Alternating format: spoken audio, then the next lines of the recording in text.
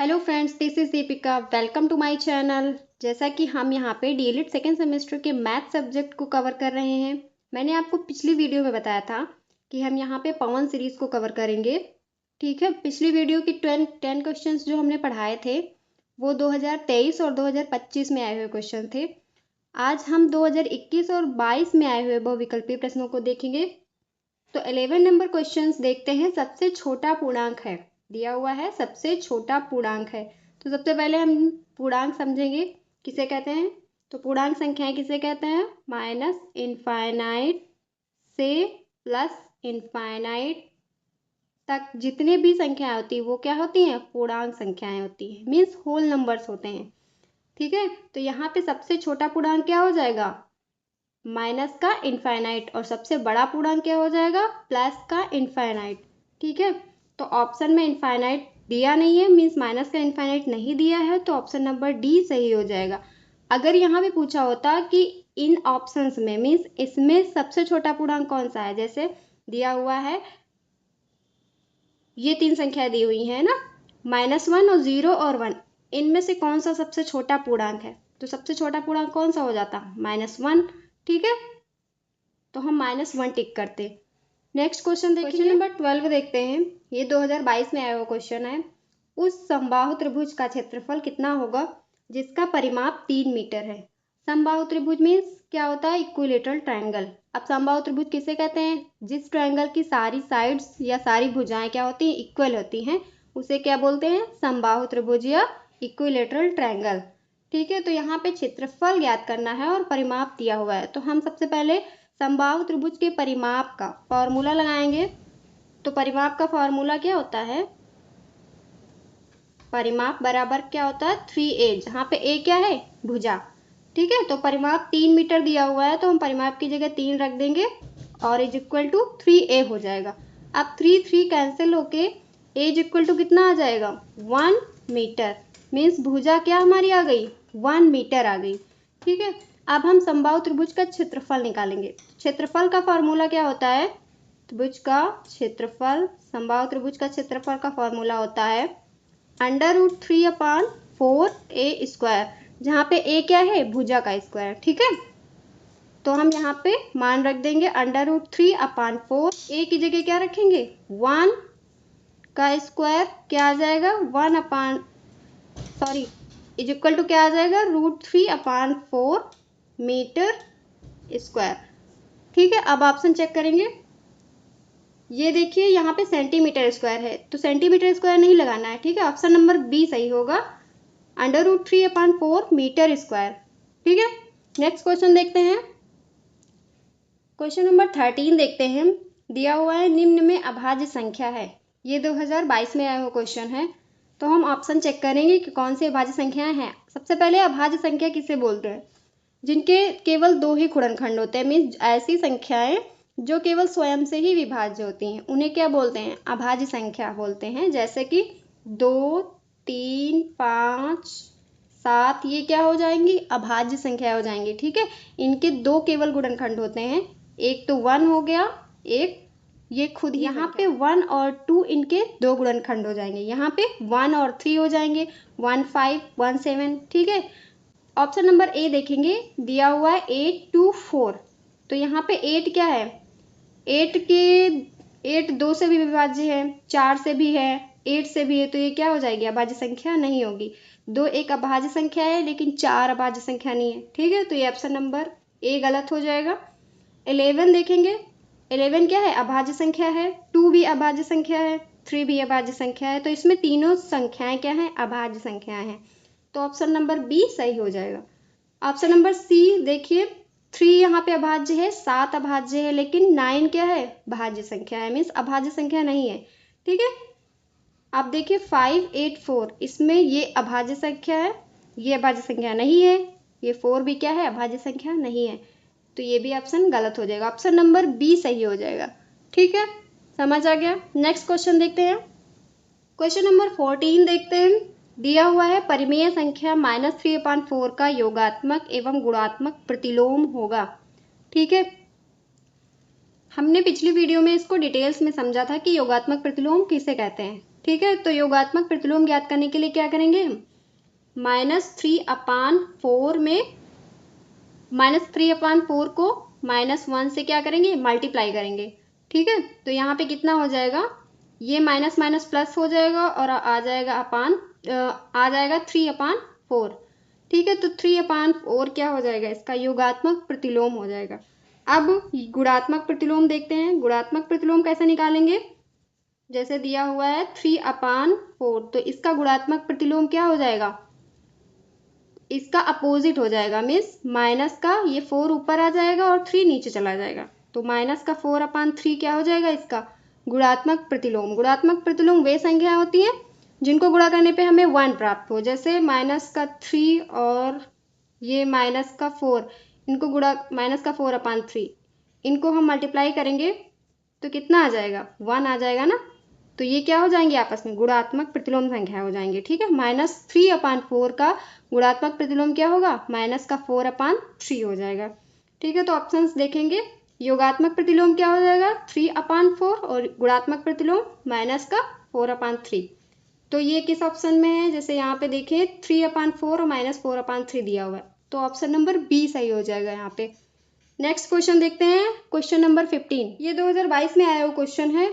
दिया हुआ है निम्नलिखित में से रेखीय समीकरण कौन सा नहीं है।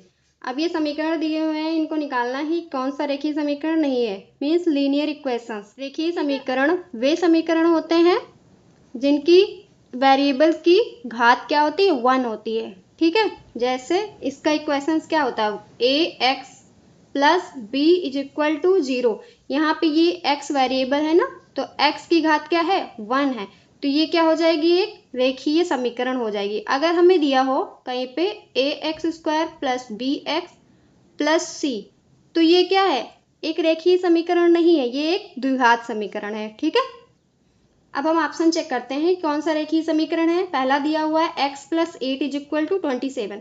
अब यहाँ पे देखिए वेरिएबल की घात क्या है, 1 है, तो ये रेखीय समीकरण है। ठीक है, अब सेकंड ऑप्शन 3x - 5 = 2x + 8। यहाँ पे भी देखिए x का वेरिएबल कितना है, 1। ठीक है, तो ये भी रेखीय समीकरण होगा। ऑप्शन नंबर सी देखते हैं, 2x² + 3x - 5। अब यहाँ पे देखिए x का वेरिएबल क्या है, मीन्स x की घात क्या है, 2 है ना, तो यहाँ पे क्या हो जाएगा, ये द्विघात समीकरण हो जाएगा, ना कि रेखीय समीकरण। तो ये क्या है, रेखीय समीकरण नहीं है। ठीक है, नहीं पूछा है, तो ऑप्शन नंबर सी इसमें राइट हो जाएगा। अब यहाँ पे x/5 = 6 है, तो यहाँ पे x की घात क्या है, 1 है, तो ये भी रेखीय समीकरण हो जाएगा। ठीक है, समझ में आ गया। दोबारा समझते हैं, रेखीय समीकरण वे समीकरण होते हैं जिनमें वेरिएबल्स की घात जो होती है 1 होती है। ठीक है, इसका समीकरण क्या होता है, ax + b = 0, जहाँ पे a और b क्या है, कांस्टेंट है, और x क्या है, एक वेरिएबल है। ठीक है, नेक्स्ट क्वेश्चन देखते हैं, क्वेश्चन नंबर 16 देखते हैं। ये 2021 में आया हुआ क्वेश्चन है। दिया हुआ है किसी ठोस द्वारा घेरे गए स्थान की माप कहलाती है। तो किसी ठोस द्वारा घेरे गए मीन्स अगर कोई ठोस दिया हुआ है, उसके अंदर जितना भी क्या आता है, जितना भी द्रव्यमान आता है, वो क्या होता है, उसका आयतन होता है। ठीक है, जैसे कोई एक डिब्बा है, उसके अंदर की जगह क्या होगी, उसकी आयतन कहलाएगी। ठीक है, जैसे एक बॉटल है, उसमें 1 लीटर पानी आता है, तो जितना भी वो एक स्थान घेरती है, उसका अंदर का एरिया क्या होगा, आयतन कहलाएगा। ठीक है, तो ऑप्शन नंबर बी सही हो जाएगा। नेक्स्ट क्वेश्चन देखते हैं, क्वेश्चन नंबर 17 दिया हुआ है। ये 2021 में आया हुआ क्वेश्चन है। दिया हुआ है -1 और 1 के बीच कितनी परिमेय संख्याएं प्राप्त हो सकती हैं। ठीक है, तो हमें -1 और +1 के बीच संख्याएं निकालनी है। ठीक है, मीन्स -1 से बड़ी हो और +1 से छोटी हो, तो कितनी संख्या हो सकती हैं, इसके बीच अनंत संख्याएं हो सकती हैं। ठीक है, वो कैसे हो सकती है, जैसे हम -1 से बड़ी संख्या कौन सी होगी, जैसे -0.9, -0.8, -0.7। ठीक है, अब 1 से छोटी जैसे देखेंगे 1/2, 1/3, 1/4, ऐसे ही बहुत सारी संख्याएं, और इसके बीच में आज 0 भी होता है, तो ये क्या हो जाएंगी, अनंत संख्याएं हो जाएंगी। ठीक है, किसी भी संख्या के बीच बहुत सारी अनंत संख्याएं पाई जाती हैं। जैसे 1 और 2 के बीच क्या होगी, अनंत संख्याएं होंगी। ठीक है, 2 और 3 के बीच अनंत संख्याएं होंगी।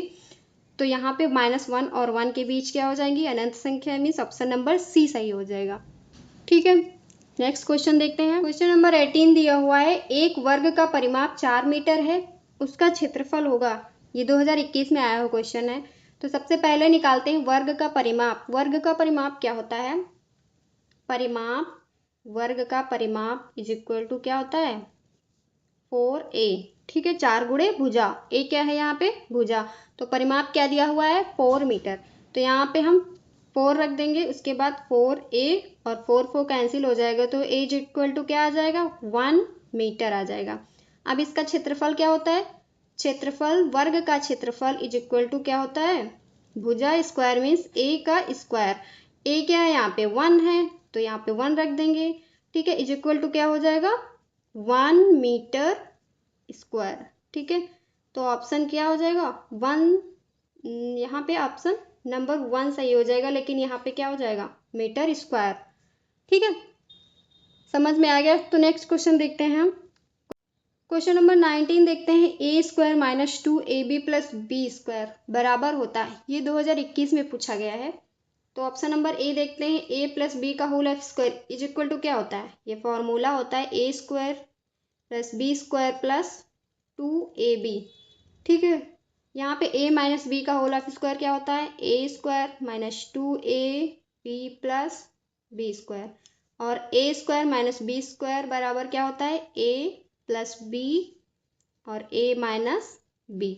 ठीक है, और a square plus B square is equal to हम यहाँ से निकाल सकते हैं, a प्लस बी का होल ऑफ स्क्वायर, ये इधर आ जाएगा, माइनस का 2ab। ठीक है, तो यहाँ पे पूछा है a square minus 2ab plus B square, तो ये ऑप्शन नंबर बी से मिल रहा है। तो ऑप्शन नंबर बी यहाँ पे क्या हो जाएगा, करेक्ट आंसर हो जाएगा।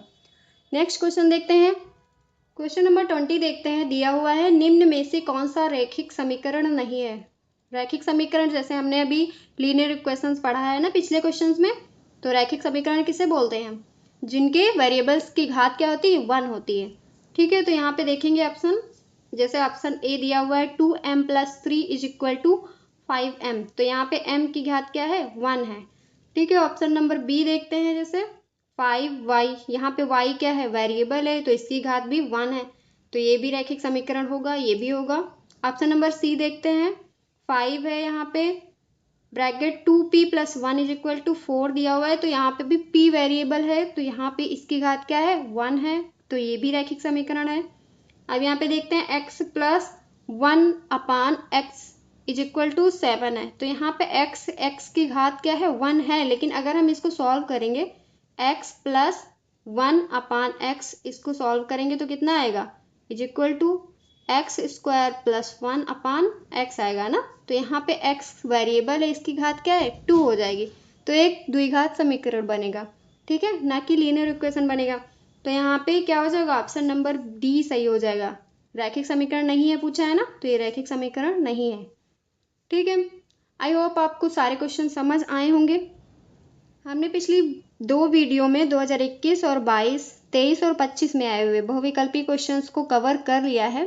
ठीक है, तो आप इन सभी को पढ़िए अच्छे से। आगे के क्वेश्चंस हम नेक्स्ट वीडियो में कवर करेंगे। ठीक है, तब तक के लिए बाय बाय, टेक केयर।